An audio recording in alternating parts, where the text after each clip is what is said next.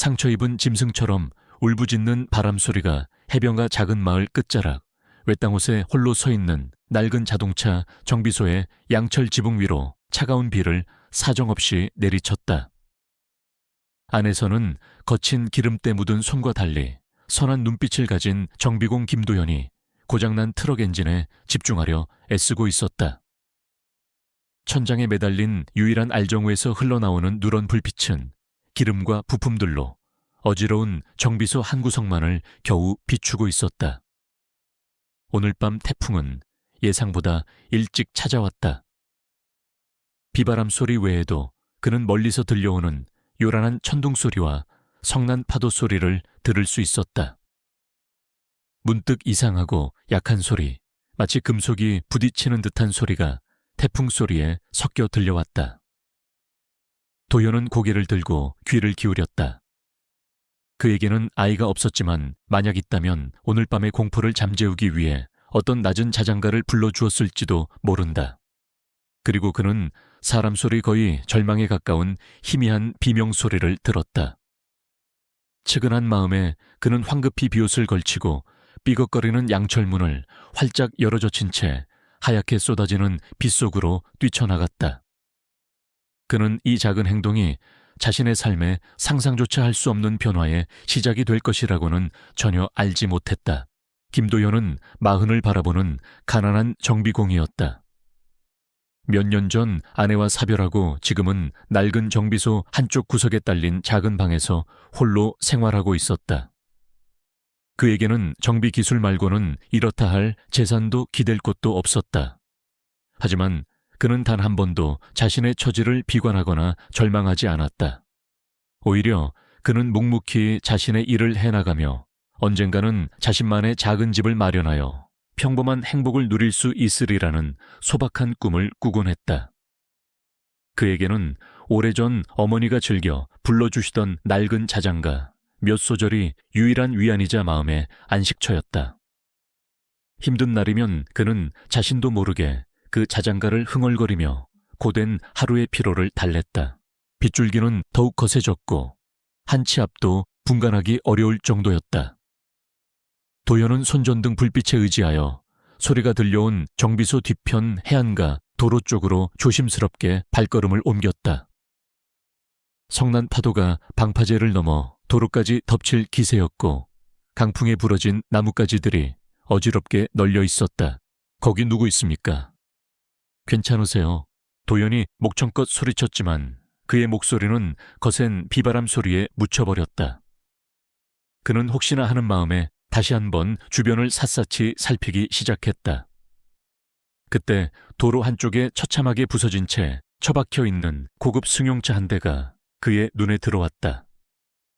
그리고 그 옆에는 한 여자가 쓰러져 있었다. 이런 젠장, 도연은 황급히 여자에게 달려갔다. 여자는 20 후반쯤으로 보였고 값비싸 보이는 실크 드레스는 흙탕물에 젖어 찢겨 있었으며 얼굴은 창백했고 입술은 파랗게 질려 있었다. 이마에서는 피가 흘러내리고 있었고 의식은 없어 보였다. 그는 재빨리 여자의 코에 손을 가져다 대어 호흡을 확인했다. 다행히 아직 숨은 붙어 있었다. 그는 여자를 업고 자신의 정비소로 향했다. 여자의 몸은 얼음장처럼 차가웠고 미동조차 없었다.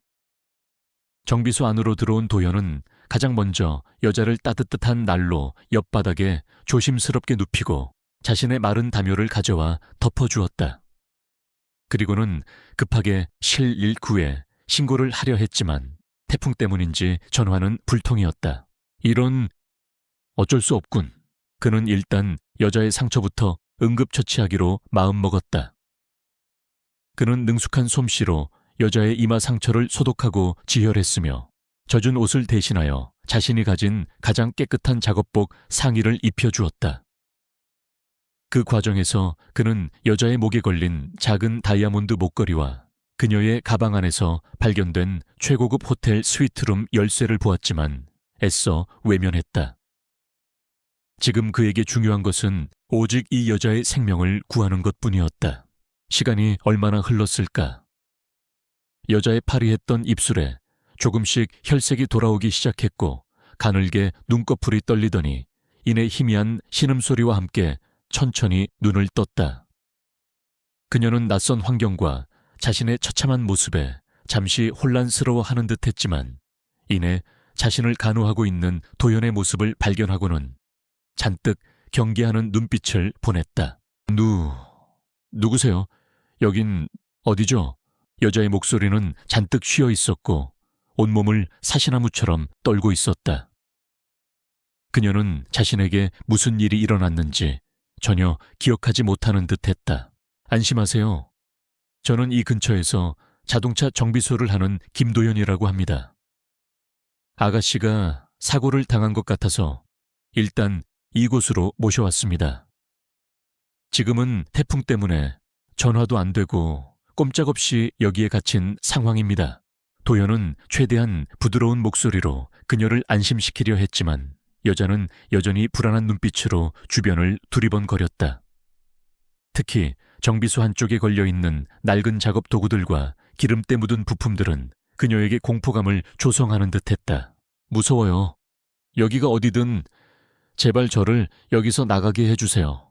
여자는 금방이라도 울음을 터뜨릴 것 같은 표정으로 애원했다. 밖에서는 여전히 거센 비바람 소리와 함께 간헐적으로 천둥 번개가 내리치고 있었다. 번개가 칠 때마다 여자는 깜짝 놀라 비명을 지르며 도연의 팔을 붙잡았다. 도연은 그런 그녀의 모습이 안쓰러우면서도 한편으로는 어떻게 해야 할지 몰라 난감했다. 그는 평생 여자라고는 아내밖에 몰랐던 순박한 남자였고 이렇게 겁에 질린 젊은 여자를 달래는 방법은 전혀 알지 못했다. 그는 자신도 모르게 아주 어렸을 적 어머니가 자신에게 불러주시던 낡은 자장가를 흥얼거리기 시작했다. 특별한 의미가 있는 노래는 아니었다. 그저 그가 힘들고 외로울 때마다 혼자 중얼거리던 마음을 편안하게 해주는 유일한 노래였다. 섬지박이 엄마가 섬 그늘에 굴 따러 가면 아기는 혼자 남아 집을 보다가 바다가 불러주는 자장 노래에 팔베고 스르르르 잠이 듭니다. 도연의 낮고 따뜻한 목소리가 정비소 안에 조용히 울려 퍼졌다. 그의 노래는 전문 가수의 그것처럼 세련되거나 화려하지는 않았지만 그 안에는 진심 어린 위로와 따뜻한 온기가 담겨 있었다. 놀랍게도 그의 노래는 마법 같은 효과를 발휘했다. 여자는 처음에는 의아한 표정으로 그를 바라보았지만 그의 노래를 듣는 동안 조금씩 긴장이 풀리는 듯했고 격렬하게 떨리던 몸도 점차 진정되었다. 그녀의 눈빛에서 경계심이 사라지고 대신 깊은 슬픔과 함께 알 수 없는 평온함이 자리 잡기 시작했다. 그녀는 마치 아주 오랫동안 잊고 지냈던 소중한 무언가를 되찾은 듯한 표정이었다. 도연은 노래를 몇 번이고 반복해서 불렀다. 그의 노래는 마치 밤하늘의 별처럼 어둡고 혼란스러운 그녀의 마음속을 부드럽게 비춰주는 듯했다. 시간이 얼마나 흘렀을까? 여자는 마침내 그의 노랫소리에 기대어 지친 아이처럼 깊은 잠에 빠져들었다. 그녀의 얼굴에는 아주 오랜만에 평화로운 미소가 떠올라 있었다. 도연은 잠든 여자의 얼굴을 가만히 내려다보았다. 그녀는 분명 평범한 여자는 아닌 듯했다. 그녀의 아름다운 외모와 고급스러운 옷차림, 그리고 그녀가 풍기는 신비로운 분위기는 그가 사는 세상과는 너무나 다른 것이었다. 하지만 지금 이 순간 그녀는 그저 폭풍우 속에서 길을 잃은 가엾은 한 영혼일 뿐이었다. 그는 조용히 담요를 다시 한번 그녀의 어깨까지 끌어올려 덮어주고 난로의 장작을 더 지폈다. 그리고 자신은 차가운 정비소 바닥에 앉아 밤새도록 그녀 곁을 지켰다. 창밖에서는 여전히 거센 비바람이 몰아치고 있었지만 이상하게도 그의 마음은 그 어느 때보다도 평온하고 따뜻했다. 그는 아직 알지 못했다. 이 하룻밤의 기묘한 만남과 그가 무심코 불러준 낡은 자장가 한 소절이 바로 다음 날 자신의 인생을 송두리째 바꿔놓을 엄청난 사건의 시작이 될 것이라는 것을. 거센 태풍이 핥히고 지나간 다음 날, 아침 세상은 언제 그랬냐는 듯 고요하고 평화로운 모습으로 깨어났다. 간밤의 소란이 거짓말처럼 느껴질 정도로 맑고 투명한 햇살이 정비소 창문 틈으로 쏟아져 들어왔다. 김도현은 차가운 정비소 바닥에서 웅크리고 자다 깨어 뻐근한 몸을 일으켰다. 가장 먼저 그의 시선이 향한 곳은 난로 옆 어젯밤 그가 정성껏 간호했던 여인 한설이가 잠들어 있던 자리였다. 하지만 그곳에는 아무도 없었다. 그녀는 이미 떠나고 없었다. 마치 한여름 밤의 꿈처럼 흔적도 없이 사라져버린 것이었다. 도연은 순간 가슴 한구석이 텅 비는 듯한 허전함을 느꼈지만 이내 고개를 저으며 쓴웃음을 지었다. 어쩌면 이것이 당연한 결과일지도 몰랐다. 그와 그녀는 애초에 서로 다른 세상에 살고 있었고 하룻밤의 우연한 만남이 그 이상으로 이어질 것이라고 기대하는 것 자체가 어리석은 일이었으니까 그는 밤새타다 남은 난로의 온기를 확인하고 어지럽게 널브러진 정비소 안을 정리하기 시작했다. 그때 그녀가 잠들었던 자리에 놓여있는 작은 물건 하나가 그의 눈에 들어왔다. 고풍스러운 문양이 새겨진 값비싸 보이는 작은 비단 손수건이었다. 손수건 한쪽 구석에는 HSR이라는 이니셜이 섬세하게 수놓아져 있었다. 그리고 그 손수건 아래에는 꽤 두툼한 현금 봉투 하나가 놓여 있었다. 도연은 깜짝 놀라 현금 봉투를 집어들었다. 봉투 안에는 그가 평생 만져보기도 힘든 거액의 수표 몇 장이 들어있었다. 아마도 그녀가 감사의 표시로 남기고 간 모양이었다. 하지만 도연은 그 돈을 선뜻 받을 수가 없었다. 그는 대가를 바라고 그녀를 도운 것이 아니었고 그녀의 순수한 호의를 이런 식으로 받고 싶지는 않았다.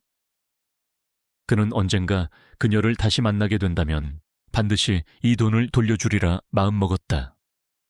그리고 그 비단 손수건은 어쩌면 그녀를 다시 만날 수 있는 유일한 단서가 될지도 모른다는 생각을 했다. 그는 손수건과 현금 봉투를 자신의 낡은 작업복 안주머니 깊숙이 넣고 평소와 다름없이 정비소 문을 열고 하루를 시작했다. 간밤의 태풍으로 인해 정비소 주변은 엉망이 되어 있었지만 그는 묵묵히 부서진 간판을 고치고 흩어진 공구들을 정리하며 자신의 일상으로 돌아가려 애썼다. 한설이라는 여인과의 기묘했던 하룻밤의 만남은 그저 잊지 못할 특별한 기억으로만 남겨두기로 한 것이었다.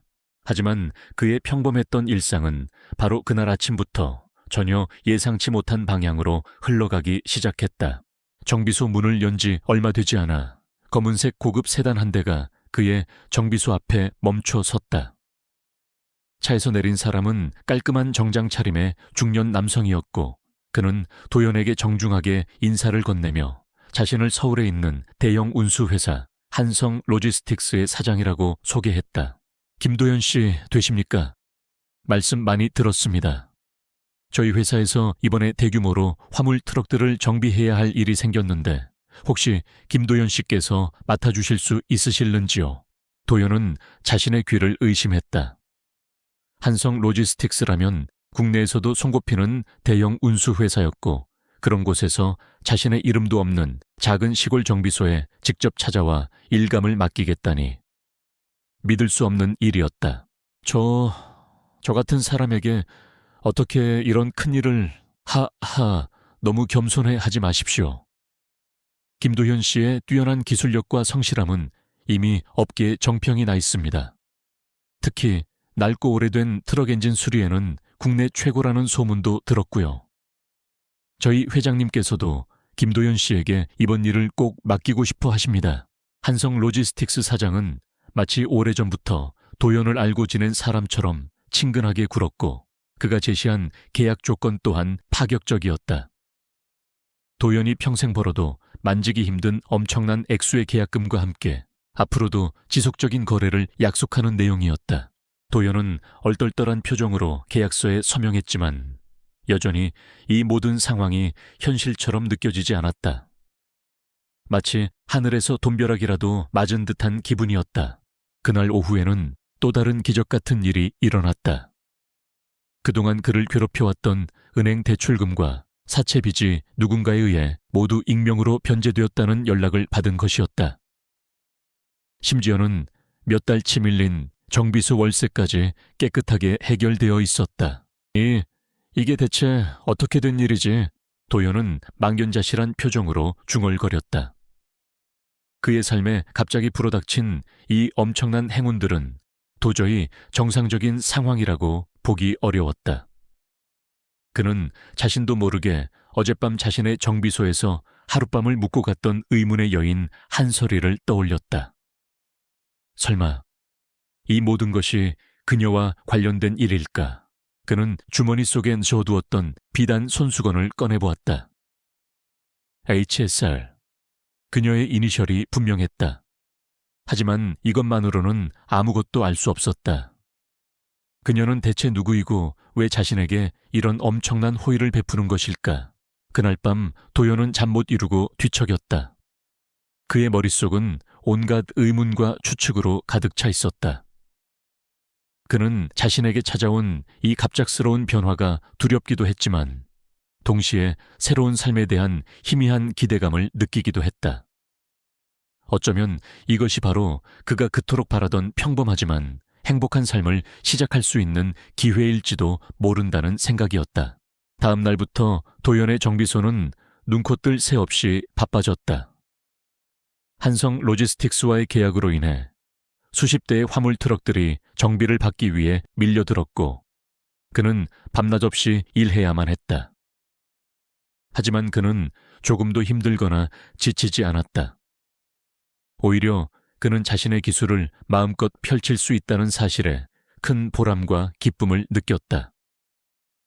그의 성실하고 뛰어난 정비 실력은 금세 입소문을 탔고 다른 지역에서도 그의 정비소를 찾는 사람들이 늘어나기 시작했다. 그의 삶은 불과 며칠 사이에 완전히 달라져 있었다. 더 이상 돈 걱정에 밤잠을 설치지 않아도 되었고 낡고 초라했던 정비소도 조금씩 번듯한 모습으로 바뀌어갔다. 그는 자신에게 찾아온 이 모든 행운이 어쩌면 한설이라는 여인 덕분일지도 모른다는 생각을 떨쳐버릴 수 없었다.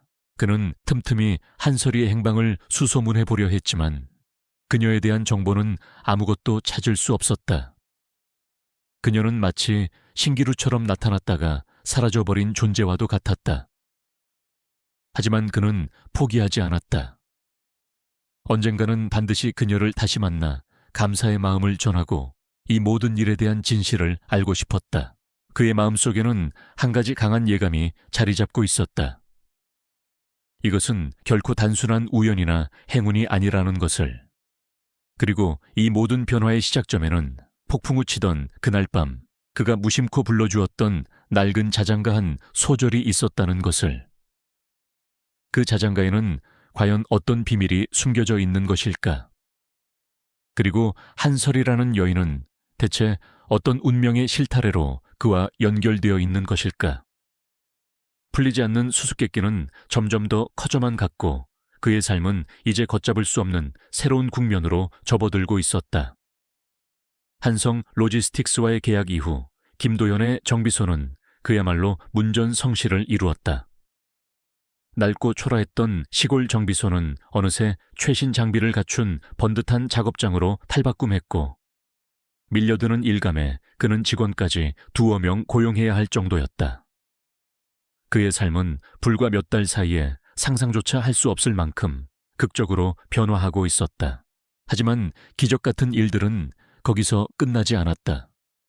어느 날 그는 생전 처음 사본 복권 한 장이 덜컥 2등에 당첨되는 행운을 거머쥐었다. 당첨금은 그가 평생 벌어도 만지기 힘든 거액은 아니었지만 그의 삶에 또 다른 작은 여유를 가져다 주기에는 충분한 금액이었다. 또 한 번은 그가 오랫동안 해결하지 못하고 골머리를 앓던 정비소 부지 관련 법적 분쟁이 갑자기 익명의 변호사의 도움으로 너무나 쉽게 해결되기도 했다. 마치 보이지 않는 손이 그의 삶 곳곳에 개입하여 모든 어려움을 해결해주고 있는 듯한 느낌이었다. 도연아, 너 요즘 무슨 좋은 일 있냐? 얼굴에 아주 그냥 웃음꽃이 활짝 폈네. 로또라도 맞았어. 오랜 친구이자 동네 선배인 철물점 사장 박 씨가 그의 어깨를 툭 치며 물었다. 민주는 그저 멋쩍게 웃으며 얼버무렸지만 그의 마음속에는 풀리지 않는 의문과 함께 불안감이 점점 더 커져가고 있었다. 이 모든 것이 과연 단순한 행운일까, 아니면 그날 밤 폭풍우 속에서 만났던 의문의 여인 한설이와 관련된 일일까? 그는 그녀가 남기고 간 비단 손수건과 나를 찾지 마십시오 라는 메시지를 떠올렸다.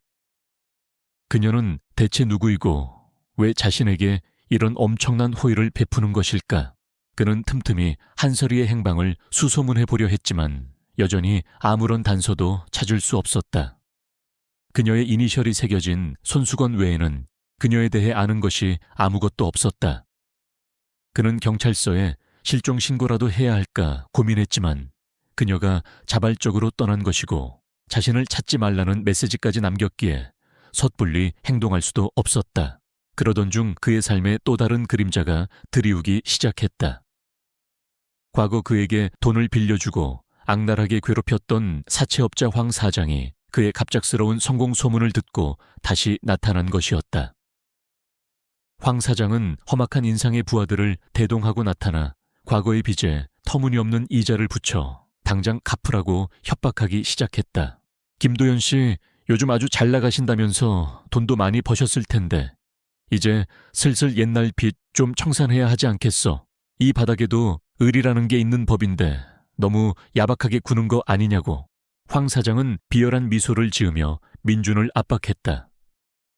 민준은 이미 법적으로 해결된 문제라고 항변했지만 황 사장은 막무가내였다. 그는 매일같이 정비소에 찾아와 행패를 부리고 심지어는 민준의 집에까지 찾아와 그를 괴롭혔다. 만약 약속한 날까지 돈을 갚지 않으면 내 놈 정비소고 뭐고 다 박살 내버릴 줄 알아.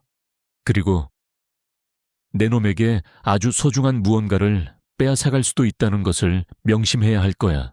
황 사장의 협박은 노골적이었고 그의 눈빛에는 섬뜩한 살기마저 느껴졌다. 민주는 두려웠지만 더 이상 과거처럼 무력하게 당하고만 있지는 않을 것이라고 다짐했다. 그에게는 이제 지켜야 할 것들이 많았고 무엇보다 자신에게 찾아온 이 기적 같은 행운을 스스로 망쳐버리고 싶지 않았다. 그는 용기를 내어 경찰에 황 사장을 다시 신고했고 동시에 자신을 도와주었던 시민단체 변호사에게도 도움을 요청했다. 변호사는 황 사장의 협박 내용과 과거 불법 추심 행위들에 대한 증거들을 수집하여 법적인 대응을 준비하기 시작했다. 하지만 황 사장의 방해 공작은 더욱 집요하고 악랄해졌다. 그는 사람을 시켜 민준의 정비소에 몰래 불을 지르려 하거나 민준이 아끼는 공구들을 훔쳐가는 등 비열한 짓을 서슴지 않았다. 다행히 민준이 미리 대비하고 있었기에 큰 피해는 막을 수 있었지만 그는 매일 밤 불안감에 잠 못 이루는 날들을 보내야 했다. 도대체 나한테 왜 이러는 걸까? 내가 뭘 그렇게 잘못했다고? 민준은 지쳐갔다. 자신에게 찾아온 행운이 오히려 더 큰 불행을 불러오는 것은 아닌지 모든 것을 포기하고 다시 예전처럼 가난하지만 평범했던 삶으로 돌아가고 싶다는 생각까지 들었다. 바로 그때 그에게 또 다른 익명의 편지 한 통이 배달되었다. 편지 안에는 황 사장의 불법 도박장 운영 및 탈세 혐의에 대한 상세한 증거 자료들과 함께 그를 법적으로 처벌할 수 있는 방법에 대한 조언이 담겨 있었다. 그리고 편지 마지막에는 이런 문구가 적혀 있었다. 어둠은 결코 빛을 이길 수 없습니다. 당신의 용기를 응원합니다. 민주는 편지를 읽고 온몸에 전율을 느꼈다. 이것은 분명 한설이가 보낸 편지일 것이다. 그녀는 여전히 보이지 않는 곳에서 자신을 지켜보고 있었고 자신에게 힘이 되어주고 있었던 것이다. 그는 더 이상 망설이지 않았다. 그는 변호사와 함께 편지에 담긴 증거 자료들을 토대로 황 사장을 검찰에 고발했고 얼마 후 황 사장은 자신의 모든 죄과가 드러나 법의 심판을 받게 되었다. 그의 오랜 악행은 그렇게 막을 내렸다. 황 사장 문제가 해결되자 민준의 삶에는 다시 평화가 찾아오는 듯했다. 하지만 그의 마음속에는 한설이에 대한 궁금증과 그리움이 더욱 커져만 갔다. 그녀는 대체 어떤 사람이기에 이렇게까지 자신을 돕는 것일까? 그리고 그녀는 지금 어디서 무엇을 하고 있는 것일까? 그는 다시 한번 그녀를 찾아 나서기로 결심했다. 이번에는 막연한 기다림이 아니라 적극적으로 그녀의 흔적을 추적해보기로 한 것이었다. 그는 그녀가 남기고 간 비단 손수건과 어렴풋이 기억나는 그녀의 말투와 행동, 그리고 그녀가 풍겼던 신비로운 분위기들을 단서 삼아 마치 탐정처럼 그녀의 정체를 파헤치기 시작했다. 그의 조사는 쉽지 않았다. 그녀에 대한 정보는 거의 전무했고 그녀의 이니셜 HSR만으로는 어떤 실마리도 찾을 수 없었다. 그는 혹시나 하는 마음에 과거 그녀가 사고를 당했던 해안가 도로 주변을 다시 찾아가 보기도 하고 그녀가 입고 있던 옷이나 가방에서 어떤 단서라도 발견할 수 있을까 기대했지만 허사였다. 시간이 흐를수록 그의 마음은 초조해졌지만 그는 포기하지 않았다. 그에게는 반드시 그녀를 만나 감사의 마음을 전하고 그녀가 왜 자신을 도왔는지, 그리고 그녀가 지금 어떤 어려움에 처해 있는 것은 아닌지 확인해야 할 의무가 있다고 생각했다. 그러던 어느 날 그는 우연히 인터넷에서 한 장의 사진을 보게 되었다. 그것은 국내 최고급 호텔에서 열린 자선 파티 사진이었는데 사진 한쪽 구석에 찍힌 한 여인의 옆모습이 어딘지 모르게 낯익었다. 바로 한설이었다. 그녀는 화려한 드레스를 입고 우아한 자태를 뽐내고 있었지만 그녀의 눈빛에는 여전히 깊은 슬픔과 고독의 그림자가 드리워져 있었다. 그리고 그녀의 옆에는 대한민국 경제계를 주무르는 거대 그룹의 총수 바로 유태진 회장이 서 있었다. 민주는 순간 숨이 멎는 듯한 충격을 받았다. 한설이, 그리고 유태진 회장. 두 사람의 관계는 대체 무엇일까? 설마 그녀가 유태진 회장의 딸이란 말인가 믿을 수 없는 현실 앞에서 그의 머릿속은 더욱 복잡하게 얽혀 들어가고 있었다. 그리고 그는 직감했다.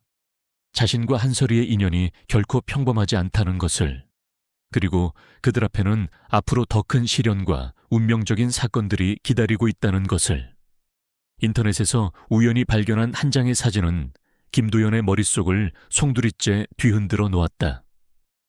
화려한 자선 파티 그 한쪽 구석에 찍힌 한설이의 옆모습, 그리고 그녀의 곁에 서 있는 대한민국 경제계의 거물 유태진 회장.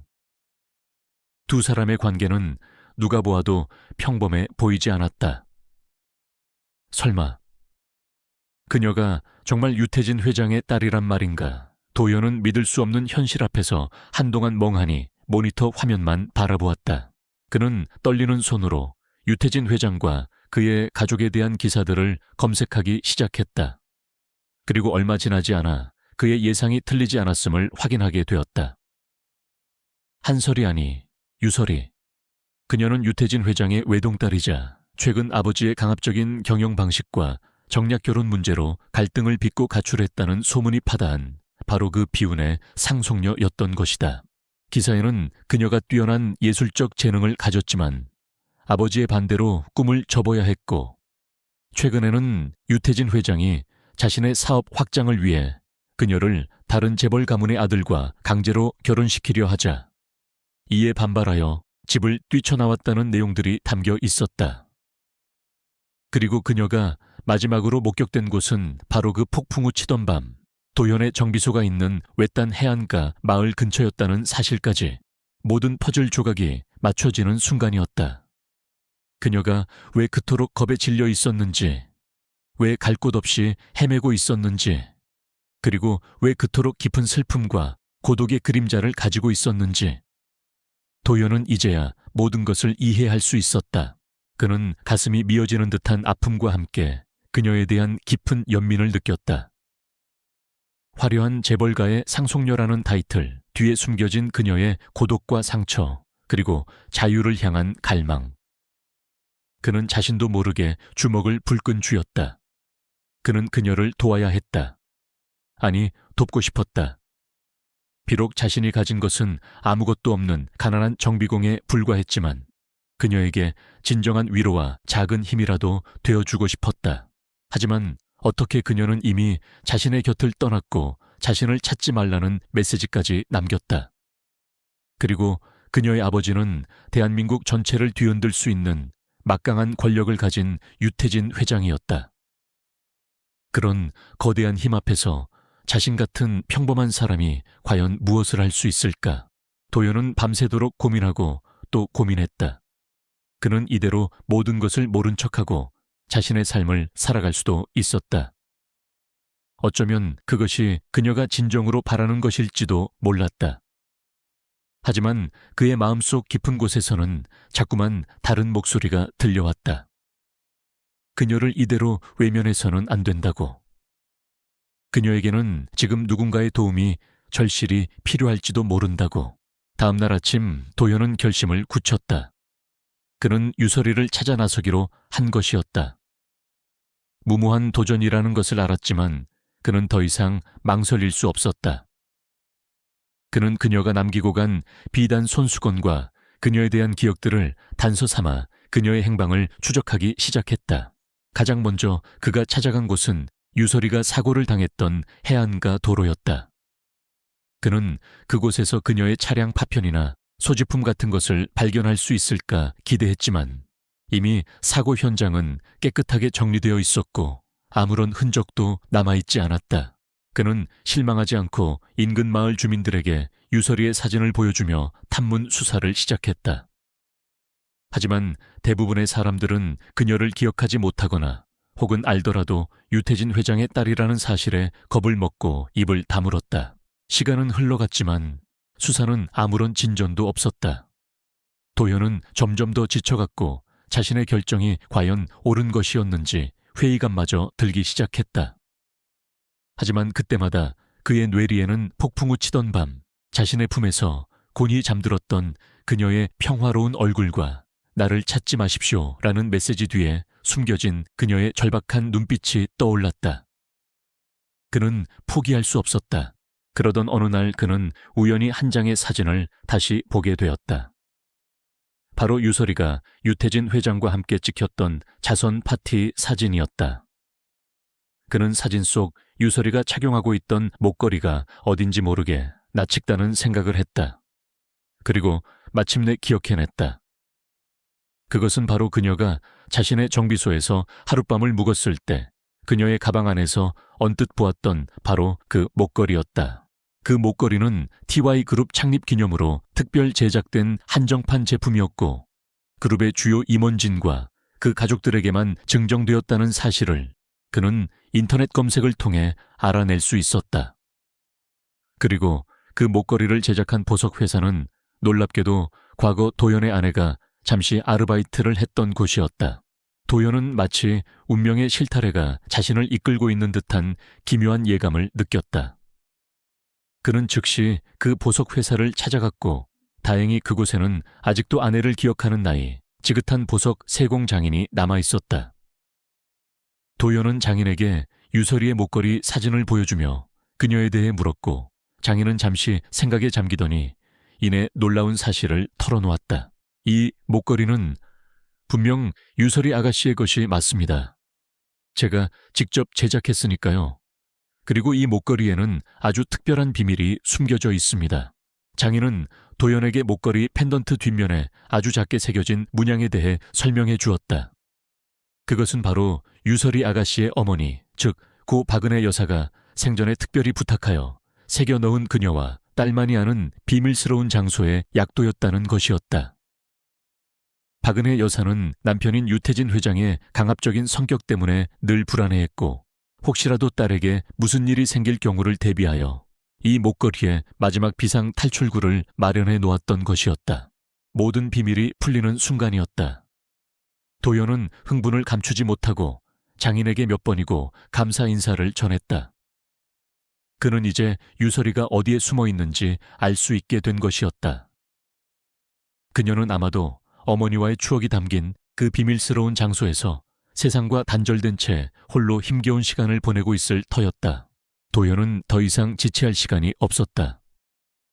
그는 장인이 알려준 약도를 따라 유서리가 숨어 있을 것으로 추정되는 강원도의 한적한 산골 마을로 향했다.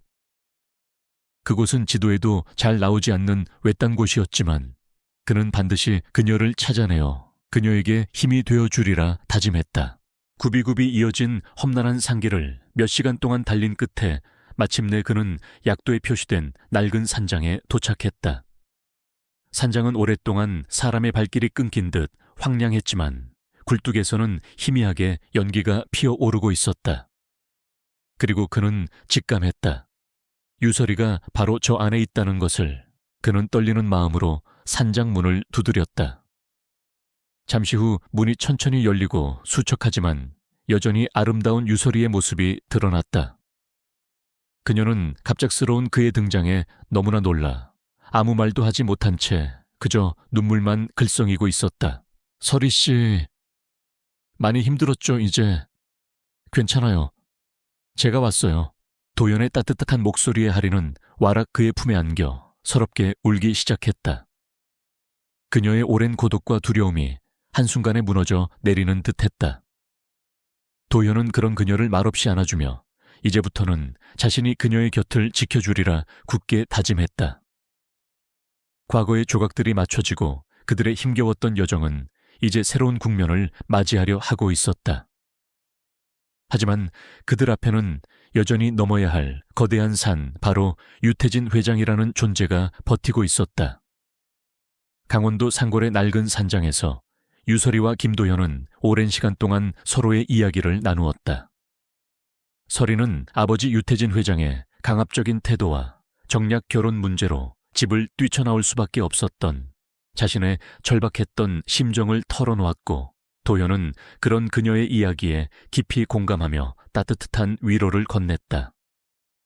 그는 자신이 겪었던 어려움과 한서방 아니 유서리 씨 덕분에 새 삶을 살게 된 기적 같은 이야기들을 솔직하게 이야기했고, 서리는 그의 진심 어린 말에 감동하며 그에게 더욱 깊은 신뢰를 느끼게 되었다.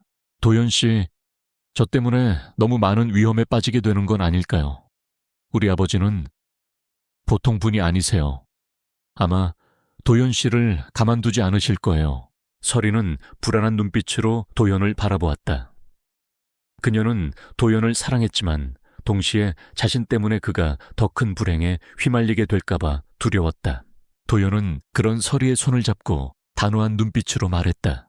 서리 씨, 나는 더 이상 도망치거나 숨지 않을 거예요. 당신과 함께라면 어떤 어려움도 이겨낼 자신이 있어요. 그리고 당신 아버님께도 당당하게 우리의 진심을 말씀드릴 거예요.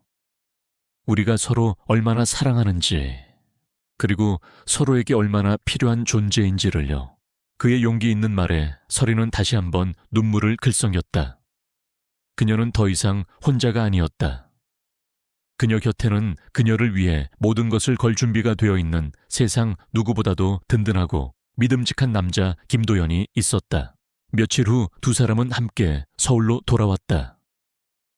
그들을 가장 먼저 맞이한 것은 유태진 회장의 분노와 차가운 경멸이었다. 유 회장은 딸 서리가 감히 자신의 뜻을 거역하고 그것도 한낱 가난한 정비공 따위와 함께 돌아왔다는 사실에 경노를 금치 못했다. 내 인연 감히 내 얼굴에 먹칠을 해 당장 그놈과 헤어지고 내 눈앞에서 사라지지 못할까. 유 회장은 서리의 뺨을 향해 손을 치켜들었지만 도연이 재빨리 그녀의 앞을 막아서며 그의 손을 붙잡았다. 회장님 따님에게 손대지 마십시오. 하실 말씀이 있다면 저에게 하십시오.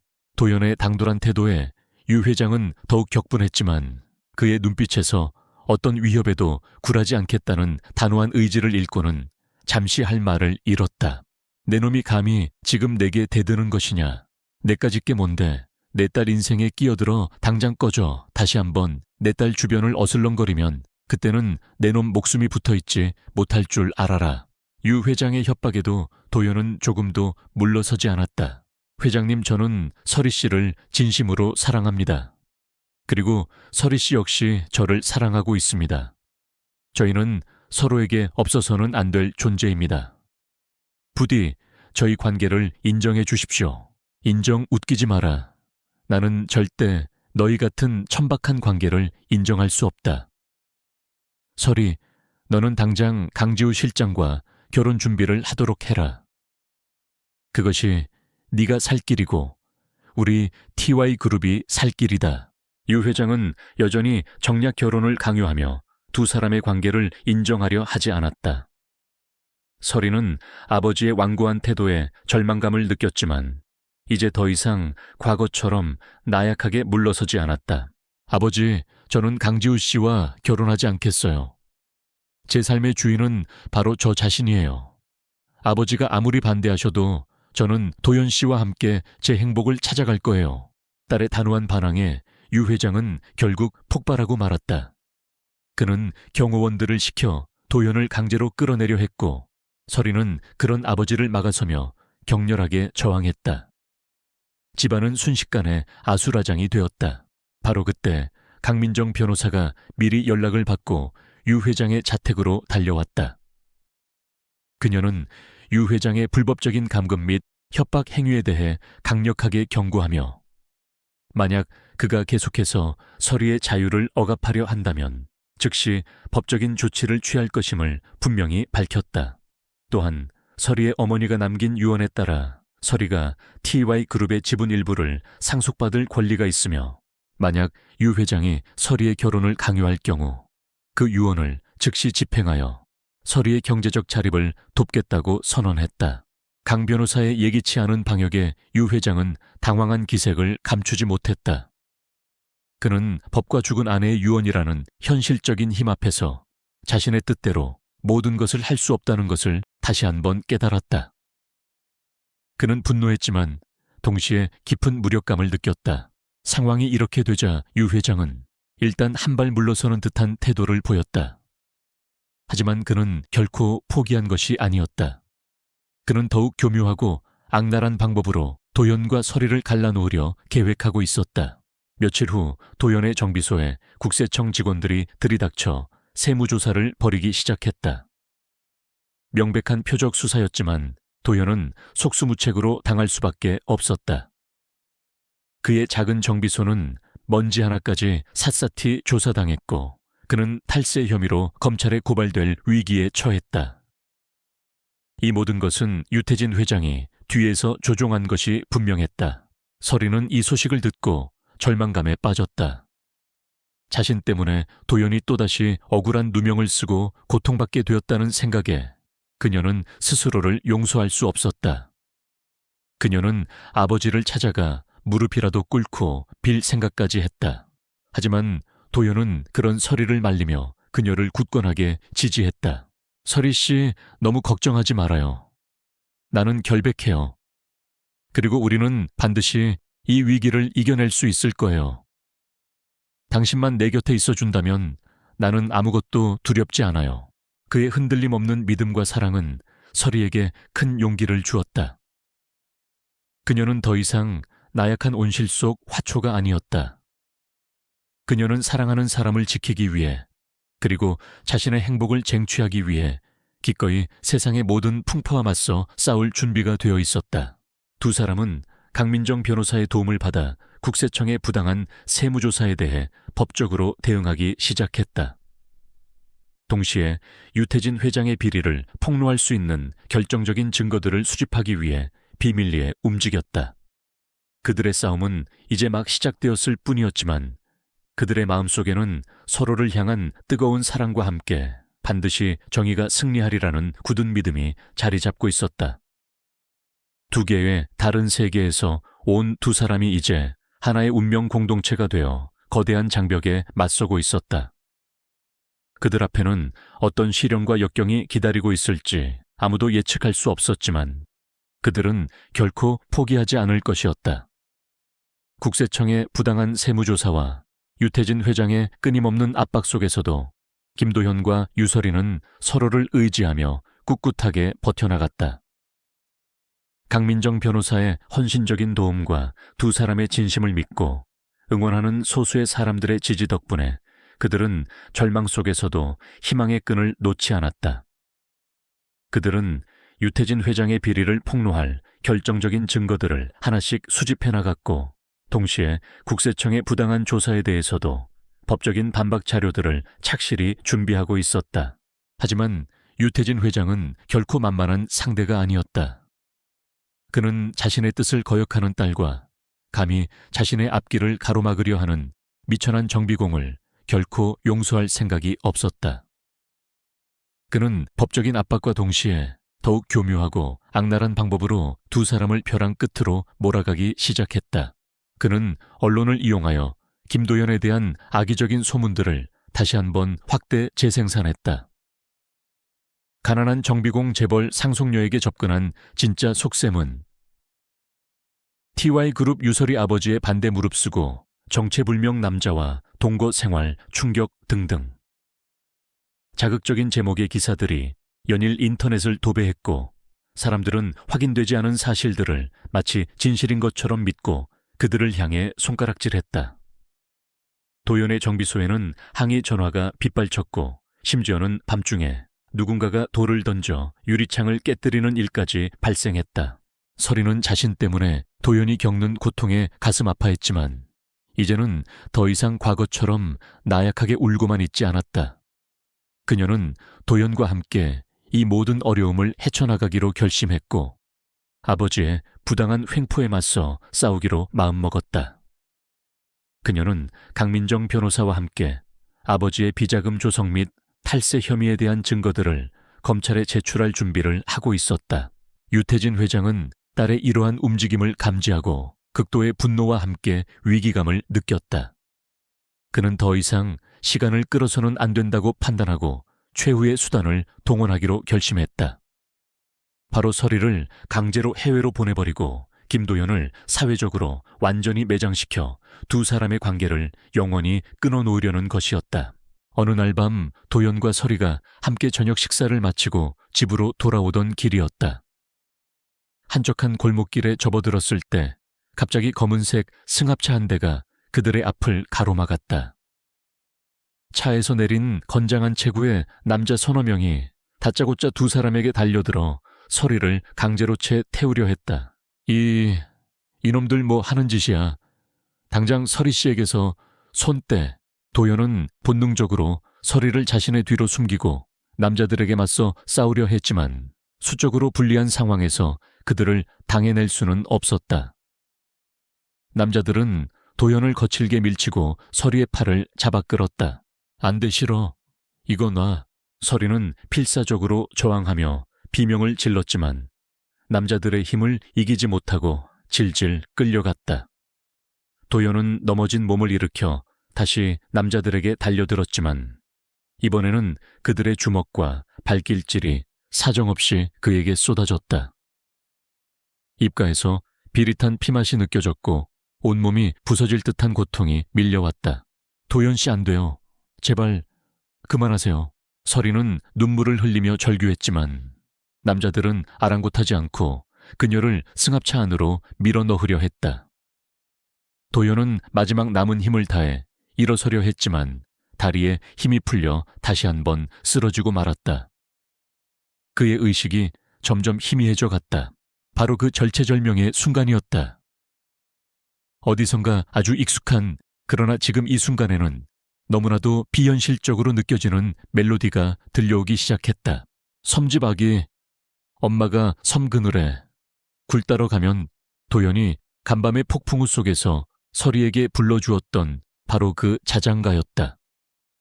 노래를 부르고 있는 것은 다름 아닌 서리였다. 그녀는 공포와 절망 속에서도 마지막 희망을 붙잡으려는 듯 떨리는 목소리로 노래를 부르고 있었다. 그녀의 맑고 애절한 노랫소리는 험악한 남자들의 움직임을 순간적으로 멈칫하게 만들었다. 그들의 거친 얼굴에 잠시 당혹감과 함께 알 수 없는 감정의 동요가 스쳐 지나갔다. 그 짧은 순간을 놓치지 않고 도연은 마지막 남은 힘을 짜내어 품 안에 숨겨두었던 작은 공구 하나를 꺼내 들었다. 그것은 그가 늘 가지고 다니던 아주 날카롭게 갈아놓은 스패너였다. 그는 비틀거리며 일어나 서리를 붙잡고 있던 남자 중 하나의 다리를 향해 온 힘을 실어 스패너를 내리찍었다.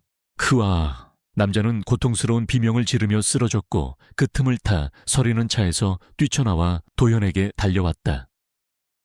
다른 남자들이 당황하여 주춤하는 사이 도현은 서리의 손을 잡고 골목길 반대편으로 미친 듯이 뛰기 시작했다. 저놈들 잡아. 뒤에서 남자들의 고함 소리와 함께 거친 발소리가 따라붙었다. 도현과 서리는 앞만 보고 달렸다. 얼마나 달렸을까? 숨이 턱까지 차오르고 다리가 후들거릴 때쯤 그들은 마침내 큰 길가에 도착했고 때마침 순찰 중이던 경찰차를 발견할 수 있었다. 모든 상황은 순식간에 정리되었다. 유태진 회장의 사주를 받고 서리를 납치하려 했던 남자들은 현장에서 체포되었고 도현과 서리는 안전하게 경찰의 보호를 받게 되었다. 이 사건은 언론을 통해 대대적으로 보도되었고 유태진 회장의 추악한 민낯은 만천에 드러났다.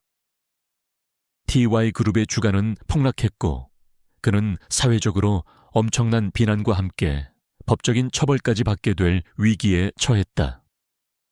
그가 평생 쌓아올린 모든 것이 한순간에 무너져 내리는 순간이었다. 병원에서 치료를 받고 안정을 되찾은 도현과 서리는 서로의 손을 꼭 잡고 아무 말 없이 서로를 바라보았다. 그들의 눈빛 속에는 지난밤의 악몽 같은 기억과 함께 서로를 향한 깊은 사랑과 신뢰, 그리고 이 모든 시련을 함께 이겨냈다는 안도감이 뒤섞여 있었다. 서리 씨, 괜찮아요. 다친 데는 없고요. 저는 괜찮아요. 도현 씨야말로 정말 괜찮으신 거예요. 나는 당신만 무사하다면 아무렇지도 않아요. 두 사람은 서로의 안위를 걱정하며 따뜻한 눈빛을 교환했다. 그들에게는 더 이상 어떤 말도 필요 없었다. 그들은 이미 서로의 마음을 누구보다도 잘 알고 있었으니까. 그리고 그들은 깨달았다. 폭풍 우 치던 그날 밤 도연이 무심코 불러주었던 낡은 자장가 한 소절이 어쩌면 그들의 운명을 바꾼 기적의 시작이었을지도 모른다는 것을.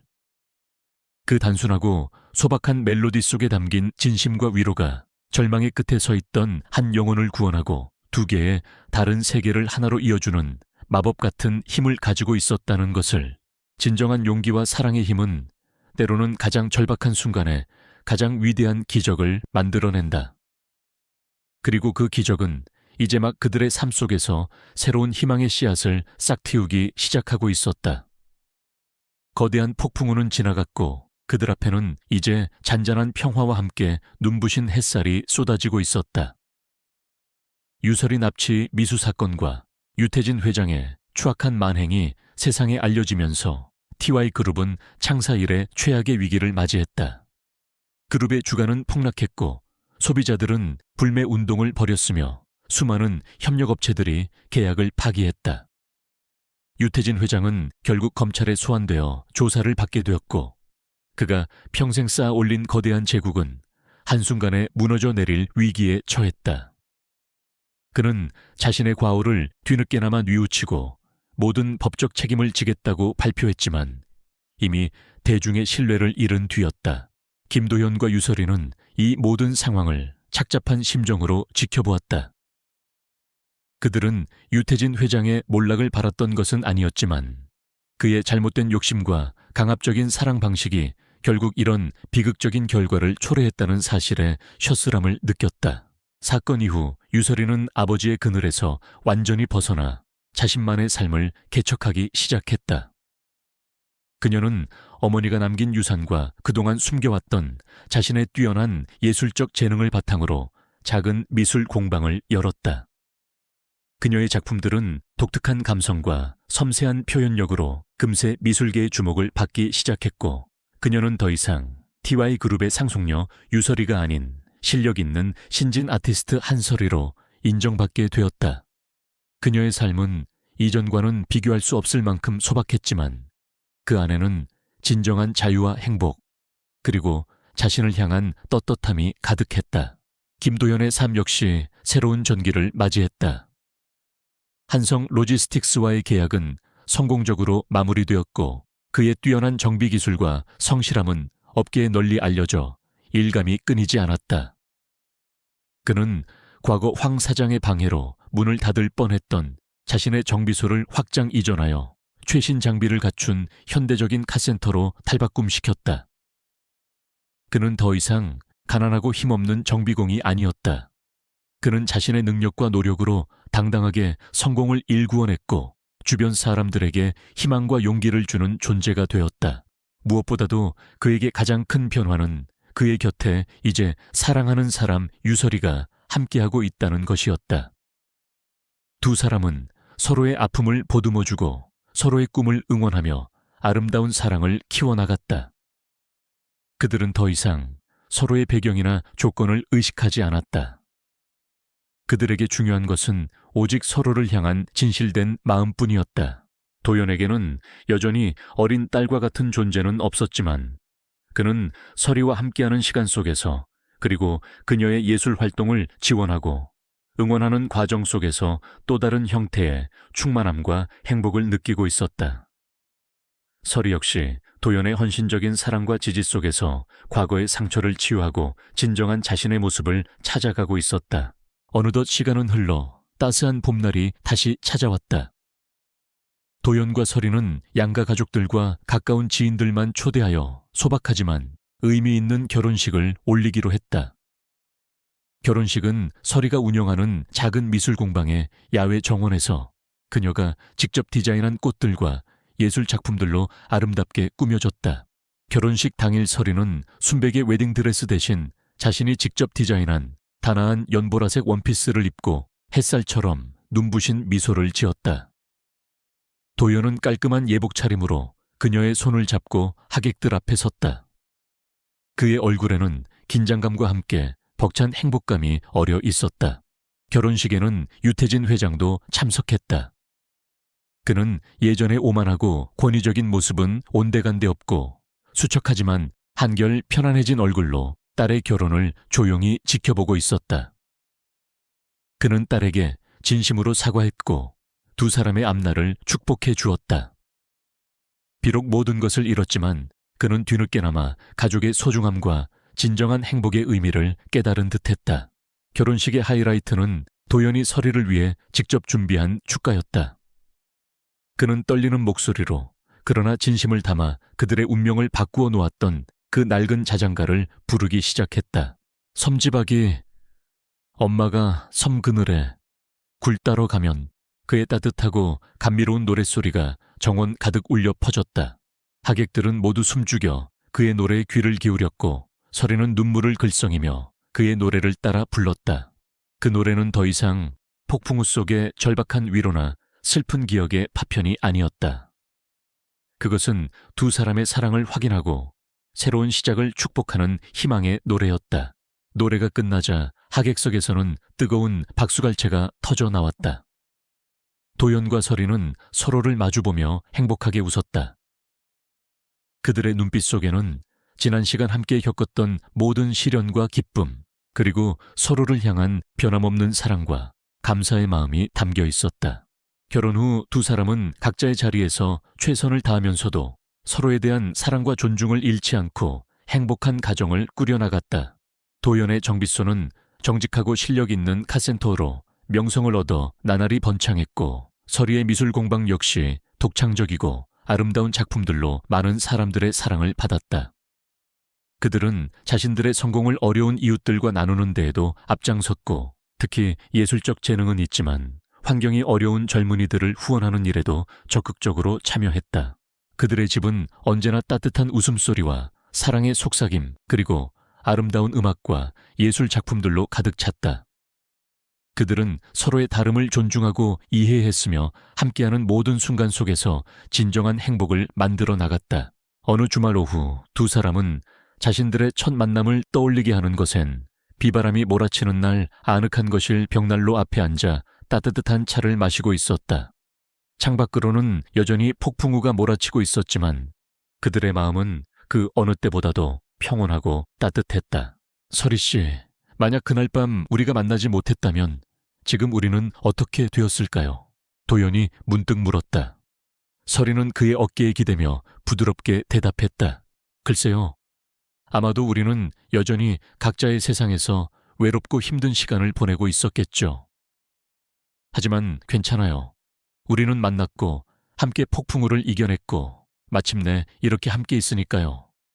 그거면 충분해요. 두 사람은 말없이 서로를 꼭 끌어안았다. 그들의 사랑 이야기는 마치 한 편의 아름다운 자장가처럼 세상의 모든 아픔과 슬픔을 위로하고 새로운 희망과 용기를 주는 감동적인 선율로 영원히 계속될 것만 같았다. 가난한 정비공과 재벌가의 외동딸. 그들의 운명적인 만남과 기적 같은 사랑은 그렇게 가장 완벽하고 아름다운 해피엔딩을 맞이하고 있었다.